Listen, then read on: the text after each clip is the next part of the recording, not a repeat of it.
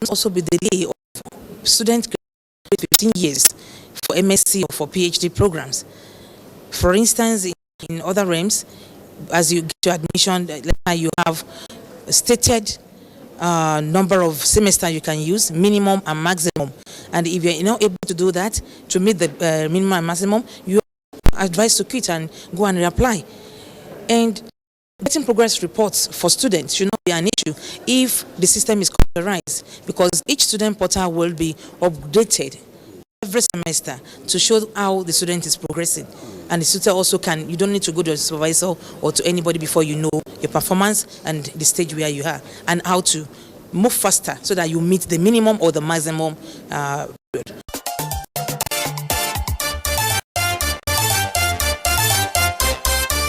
And that's the show for this week. Thank you very much for being a part of it. Remember, for your questions and comments, send an email to press@pttf.gov.ng.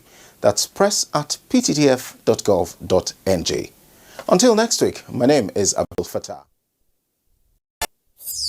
We have given the executive today everything they need. We have given them the budget by passing it. Tonight, National Assembly passes 2020 budget of 10.59 trillion naira.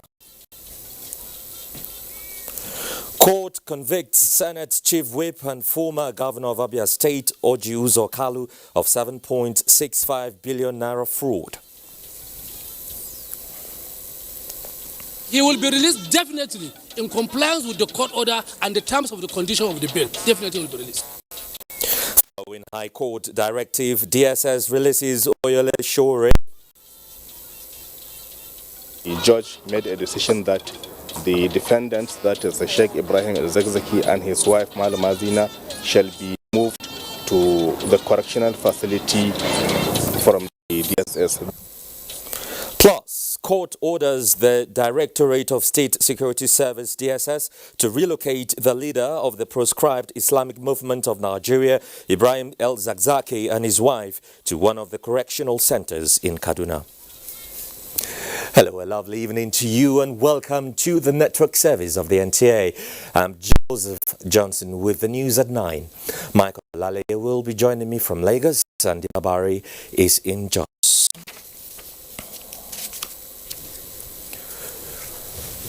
President Muhammadu Buhari has described as worrisome that climate change is steadily taking a toll on family incomes in Nigeria as farmlands get narrowed with desert encroachments. Exchanging views with envoys posted to Nigeria on tour of duty, the president said the vagaries of the weather also pose greater risks for the future. State House correspondent Adam Musambo has the report.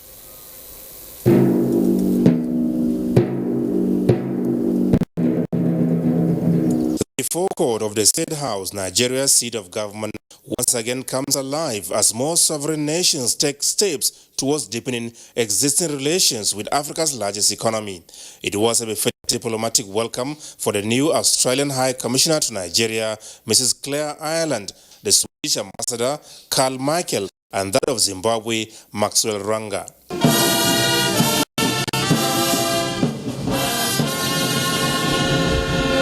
Receiving the letter of credence from the High Commissioner of Australia, President Muhammadu Buhari described as imperative the renewed global attention on taming the effects of climate change. He noted that in Nigeria, population had been on the increase, thereby turning lands for investments and farming more competitive.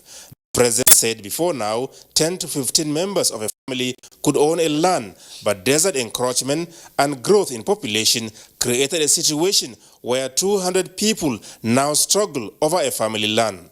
The President said the effect of climate change on Lake Chad, for instance, had created more economic challenges as the shrinking lake rendered many not only jobless, but with little or no options for survival except crime. The High Commissioner, Mrs. Claire, said Australia had maintained consistent economic growth for 29 years, scoring a record of development indicators that many countries had not been able to attain. Such growth, she explained, had been largely driven by investments and diversification in the mining sector. The envoy assured President Buhari that stronger partnerships will be explored for Nigeria's potentials in mining, education, and agriculture. President Buhari, who also received the letter of credence from the Swedish ambassador, Karl Markel, said Nigeria remains grateful for the strong partnership it had enjoyed over the years. He, however, urged the diplomat to work towards enhancing trade relations between the two countries during his tour of duty. The Swedish ambassador promised to do his very best in deepening political and economic ties, pointing out that there are many opportunities for cooperation, including in trade and investments. A similar letter of credence was also received from the ambassador of Zimbabwe to Nigeria, Maxwell Ranga. President Buhari said Nigeria had enjoyed long years of cooperation with Zimbabwe as the country plays a major role in Africa. Ambassador Ranga expressed the appreciation of Zimbabwe to Nigeria for its tremendous support during the country's struggle for independence. Mr. Ranga told the Nigerian leader that he is under instruction by President Emerson Mnangagwa to take Nigeria-Zimbabwe relations to greater heights in critical economic sectors. Zimbabwe, he said, is facing sanctions and therefore made a case for Nigeria's support. From the State House, Adamu Sambu, News. To the legislature now, where the National Assembly has passed the 2020 appropriation bill of 10.59 trillion naira. The budget is about 260 billion naira higher than the 10.3 trillion naira presented by President Muhammadu Buhari. National Assembly correspondent Ignatius Nko reports that the increment by the National Assembly was based on interventions in critical areas of the economy and security. 1 week after President Muhammadu Buhari presented the 2020 appropriation bill before the joint session of the National Assembly, the Senate passed it through second reading and referred it to its Committee on Appropriations for Budget Defense.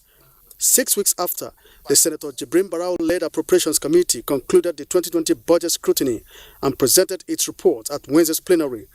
And at Thursday's plenary, the budget of 10.59 trillion naira was passed. The increase allows for interventions in critical areas such as national security, road infrastructure, mines and state development.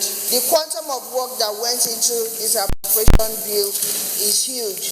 2.4 trillion naira is for capital expenditure, recurrent 4.8 trillion, statutory transfers has 560.4 billion, while 2.7 trillion is for debt service. For sectoral allocations, Federal Ministry of Works and Housing received the highest allocation of 315.5 billion, followed by Ministry of Power 129.08 billion, Federal Ministry of Agriculture and Rural Development 124.3 billion, Education 84.7 billion, Health 59.9, Federal Ministry of Transports 121.1 billion, Ministry of Defense 116.1 billion, Federal Ministry of Information and Culture 7.5 billion. Key parameters upon which the budget is predicated are crude oil production of 2.18 million barrels per day as submitted by the executive, oil benchmark of $57 per barrel against the 55 proposed by the executive, an exchange rate of 305 naira to $1 United States dollars. We are only appealing to our colleagues and all the committee that for this budget, for us to be able to tell Nigerians that we have excelled, oversight function is very, very, very important. Colleagues, those in favor of the motion that the bill be now read the third time, say aye. Those against say nay. The ayes have it. I think we have done so much in a short while. We have given the executive today everything they need. We have given them the budget by passing it. We have given them the finance bills. We have given them the public procurement amendment bill. These are central to ensuring that the implementation of the 2020 budget is improved over what has been happening in the last few years. The House of Representatives also passed the budget same amount and parameters as that of the Senate. The total sum of 10,594,364,830 naira only. The increase came as a result of an agreement between the executive and the legislators. For quite some time now, Annual budgets have been passed 4 to 5 months into the budget year. The 2014 budget, for instance, was passed on the 9th of April 2014. 2017 budget in May 2017. To meet up with the January-December budget cycle.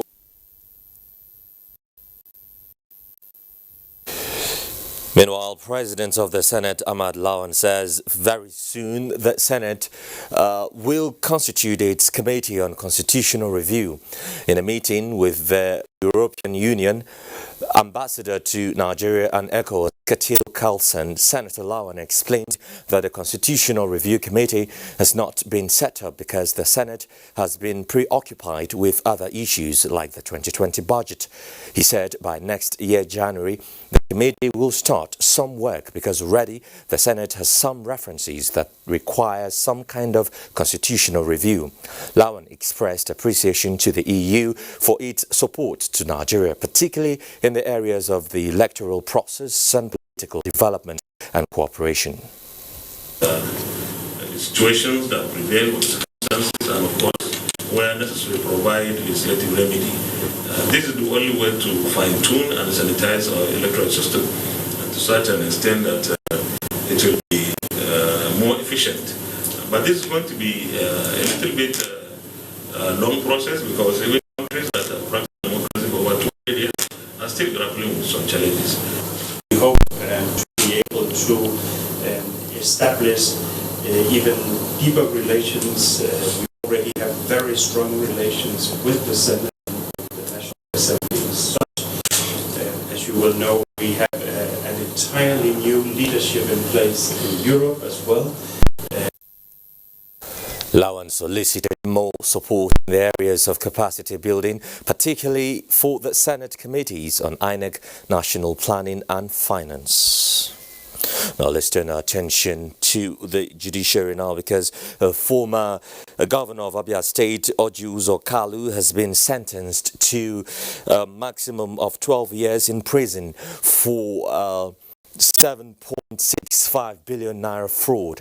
Justice Mohammed Idris, who passed the judgment at the Federal High Court in Lagos this Thursday, also ordered the forfeiture of his company, Slok Nigeria Limited, to the federal government. Amaka O reports.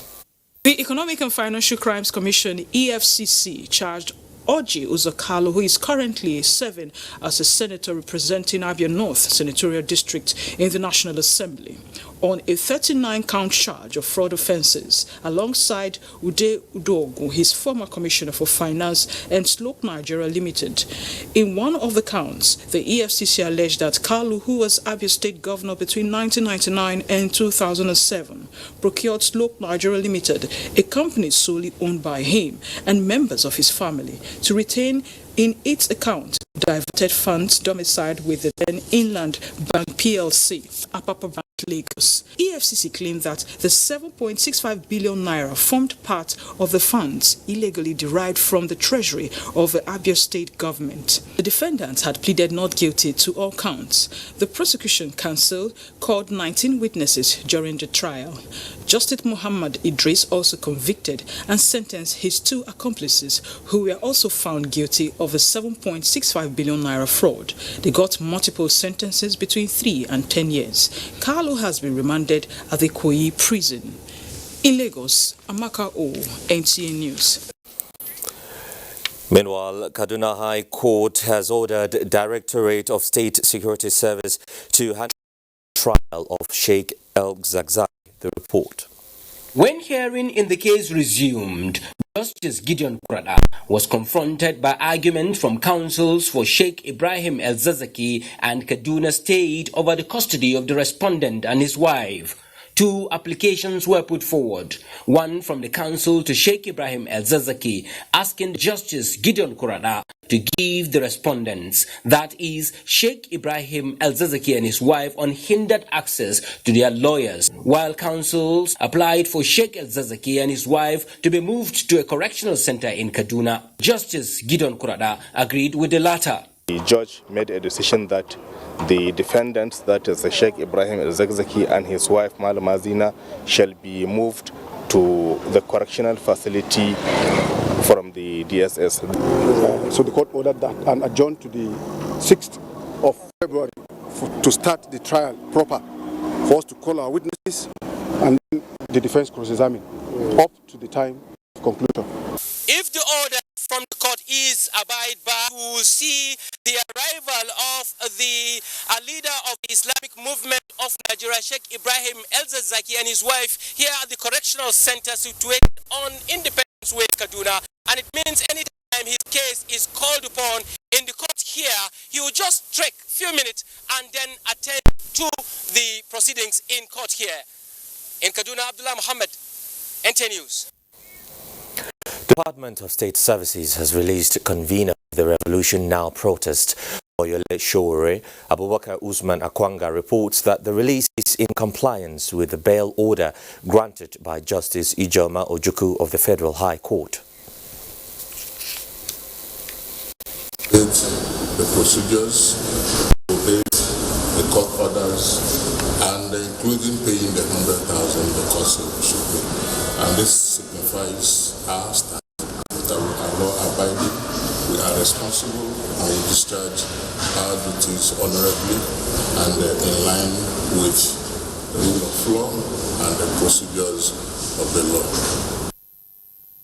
African Action Congress presidential candidate on the 2019 general elections was released alongside his close confidant, Olawale Bakare. Meanwhile, earlier in the day, the Federal High Court sitting in Abuja adjourned the trial of the convener of Revolution Now protests, Omoyole Showore, due to alleged refusal of the Department of State Services to obey its order on the defendant's bail. The presiding judge, Justice Ijoma Ojukwu, gave the ruling at Thursday's court hearing, Olabode Arewa reports.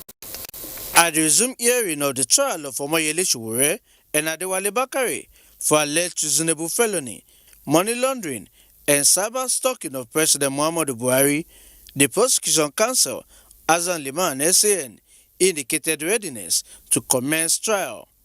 Counsel to Showore Femi Falana SAN told the court he was only furnished with the proof of evidence on Wednesday and that the Department of State Services had not released the two defendants to enable their lawyers have access to them for proper defense. The prosecution counsel informed the court that the DSS had complied with the provisions of the Administration of Criminal Justice Act on the matter. However, the court decided otherwise and adjourned the case to Friday to enable the defense team prepare adequately for defense. He will be released definitely in compliance with the court order and the terms of the condition of the bill. Definitely will be released. We're going to report on compliance before we can decide when the case will commence. The court also awarded 100,000 naira cost against the DSS for delaying the trial. In Abuja, Olabode Arewa, NT News. In other news, the Independent National Electoral Commission INEC has fixed Saturday, January 25, 2020 for the conduct of 28 court-ordered elections in 12 states. The elections are 1 senatorial, 12 federal constituencies, and 15 state assembly constituencies. A statement by the INEC National Commissioner for Information and Voter Education, Festus Okoye, notes that in many of the cases, elections are to be rerun in only a few polling units. INEC will make available further details of the affected areas, including the polling units, on its website in due course. Stay with us here on the news at 9. We are back in a moment or two. Stay with us.